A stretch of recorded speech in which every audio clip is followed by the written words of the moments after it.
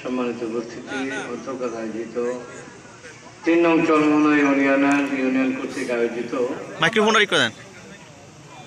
বাংলাদেশ জামাত ইসলামের উদ্যোগে আজকের এই কর্মী সমাবেশে সম্মানিত উপস্থিত বীর মুক্তিযোদ্ধা লক্ষ্মীপুর জেলার আমির, আমাদের নয়নমণি, আমাদের গার্ডিয়ান SUM রুহুল আমিন সাহেব, মঞ্চে উপবিষ্ট আছেন রায়পুর উপজেলার ৬ নং কেরোয়া ইউনিয়নের সাবেক চেয়ারম্যান জনাব নাজমুল হুদা সাহেব এবং বিভিন্ন পর্যায়ের নেতৃবৃন্দ। আসসালামু আলাইকুম ওয়া রাহমাতুল্লাহি ওয়া বারাকাতুহু।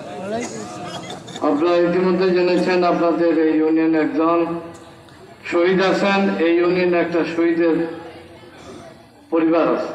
তো ইনশাল্লাহ, যেহেতু আসলে রাজনৈতিক প্রোগ্রাম, রাজনৈতিক আমাদের আলোচনা, তো আমি রাজনীতি করি না, যেহেতু সামান্য কিছু কথা বলবো। সেটা হচ্ছে, আমরা এই 16 বছর বহু কষ্টে ছিলাম।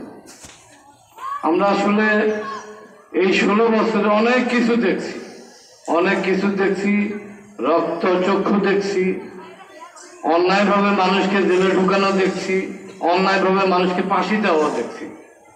তো এই জুলাই আগস্টের বিপ্লবে যারা অকাতরে বুকের তাজা রক্ত ঢেলে দিয়েছেন, আপনাদের জন্য একটা সুন্দর পরিবেশ তৈরি করে দিয়েছেন, তাদের জন্য দোয়া করবেন প্রতি ওয়াক্তে নামাজেই। আসলে আমরা আপনাদেরকে এখানে কষ্ট করে ডাকছি। আমরা ইনশাল্লাহ আগামী ইউনিয়ন নির্বাচনে এই ইউনিয়ন থেকে একজন যোগ্য, সুদক্ষ, শিক্ষিত, একটা মার্জিত একটা ছেলেকে এই ইউনিয়নের চেয়ারম্যান ইলেকশন করতে দেবো ইনশাল্লাহ। সেই মানুষটা হলো আমাদের অ্যাডভোকেট আবুল কালাম ভাই। তো আমরা ইনশাল্লাহ আগামীতে নির্বাচন করব। এখানে যারা আসছেন এই কর্মীরাই যদি আমাদেরকে সাপোর্ট দেন, ইনশাল্লাহ এই জমিনে আগামী দিনের চেয়ারম্যান হবে জামায়াত ইসলামের চেয়ারম্যান আল্লাহ ইনশাল্লাহ। এবং আগামী সংসদ নির্বাচন আমাদের জামায়াত ইসলামের SUM রুহুল আমিন সাহেব ইনশাল্লাহ সম্ভাব্য MP প্রার্থী।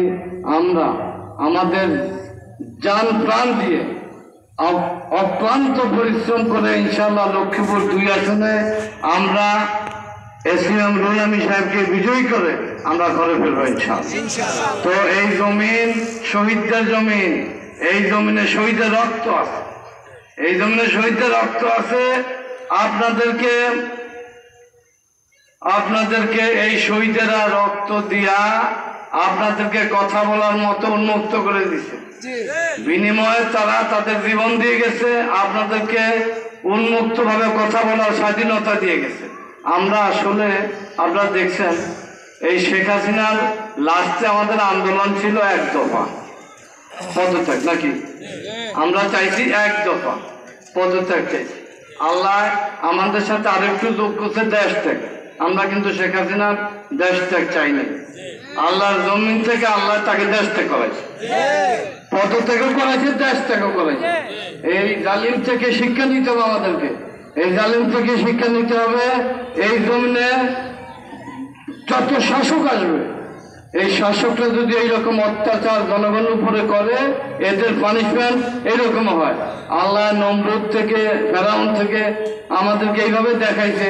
যত অত্যাচারী শাসক ছিল এদের পতন এইভাবে হয়েছে। তো অনেক মেহমান আছেন, আমি বক্তব্য দীর্ঘায়িত করব না। আপনারা আমাদের জন্য দোয়া করবেন, আমাদের পরিবারের জন্য দোয়া করবেন, শহীদ ওসমানকে দোয়া করবেন, আল্লাহ পাক যেন তাকে শহীদ হিসাবে কবুল করে। আসসালামু আলাইকুম ওয়া রাহমাতুল্লাহি ওয়া বারাকাতুহু।